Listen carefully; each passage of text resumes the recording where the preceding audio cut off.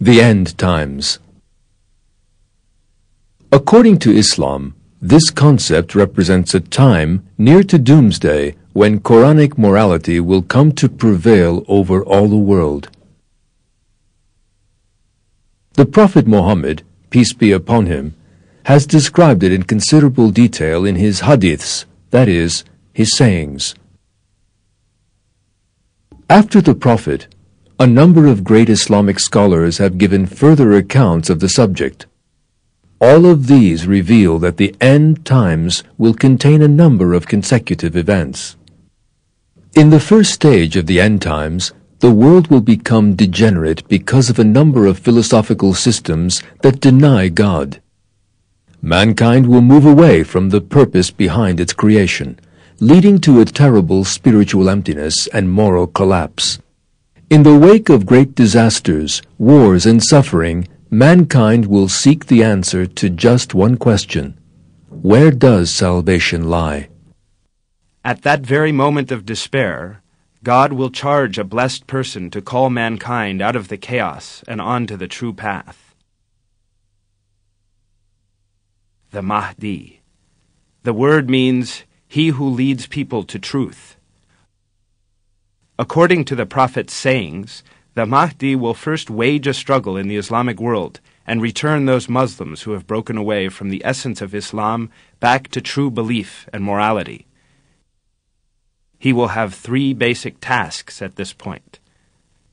The overthrow of philosophical systems that deny God and support atheism. Putting an end to practices that are not part of the religion, but that are portrayed as being so, and the revealing and implementation of true Islamic morality based on the Quran, starting with his own nation and moving on to strengthen the entire Islamic world in political and social terms, establishing peace, well-being and security, and resolving social problems. The progression in the end times was described in some detail by the Prophet Mohammed in the hadeeths 1,400 years ago, and in the works of various Islamic scholars. In addition, in our time the portents of the end times are actually coming about, one after the other. Since these signs you are about to witness may have happened separately at one time or another, they may appear to be quite ordinary events on the surface.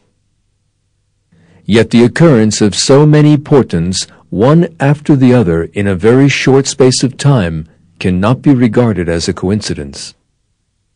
This succession of all the events described hundreds of years ago, in just the way that they were described, foretells the coming of the Mahdi in no uncertain terms.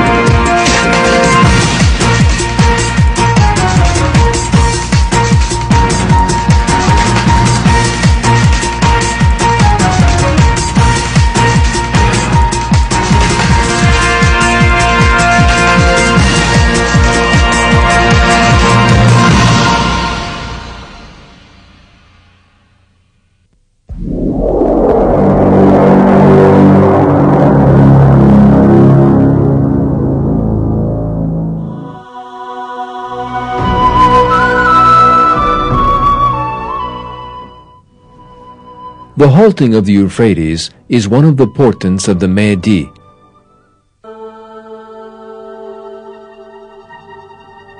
Turkey's greatest river, the Euphrates.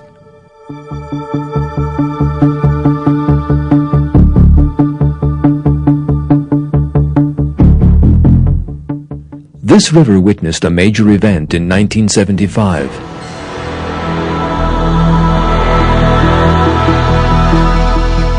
The 210-meter-high giant Keban Dam cut the flow of the Euphrates. In other words, it halted it. The portent indicated in the Prophet's hadith had come about.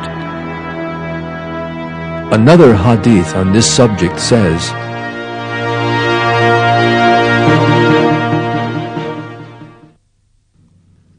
God's messenger said, "The hour will not come to pass before the river Euphrates dries up to unveil the mountain of gold, for which people will fight. 99 out of 100 will die in the fighting, and every man amongst them will say, 'Perhaps I may be the only one to remain alive.'" Let us now consider certain expressions within that hadith. The hour will not come to pass before the river Euphrates dries up to unveil the mountain of gold. According to the unanimous view of commentators on the hadiths, this statement refers to the halting of the flow of the river Euphrates. Indeed, in 1975, the construction of the Keban Dam did cut and halt the flow of the river. The hour will not come to pass before the river Euphrates dries up to unveil the mountain of gold. Thanks to the construction of this 210-meter-high mountain-like dam, the land in the region became as valuable as gold for such reasons as the production of electricity, the water collected in the dam increasing fertility, and increased ease of transportation.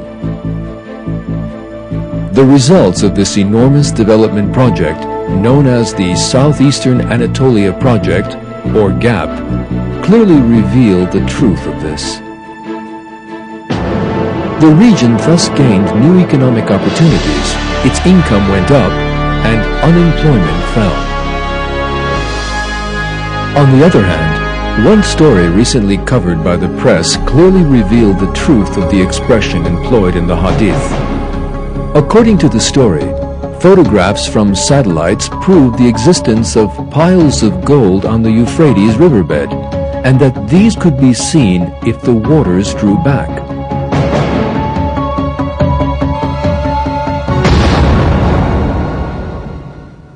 For which people will fight? This expression in the hadith refers to fighting in which many people die. The owners of the land in that region suffered terrible losses because of the anarchy that went on in the long period of terror there.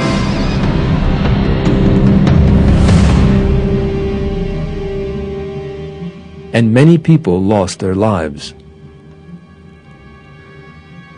In short, the statements in the hadith came about, one after the other, and were experienced just as it had been said they would be.